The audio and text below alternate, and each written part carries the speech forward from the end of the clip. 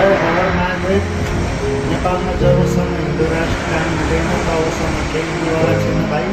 यो पार्टीले कहिले देश गर्दैन।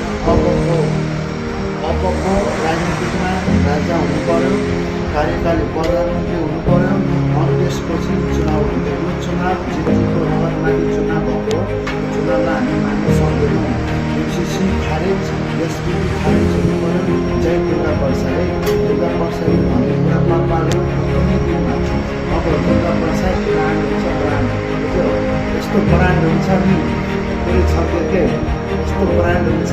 अबको राजनीतिकमा अब नेपालमा दुर्गा प्रसाद ब्रान्ड अब भन्छ। ब्रान्ड के त्यो राष्ट्र विराट सहित सनातनको हिन्दू राष्ट्र हुनु पर्यो।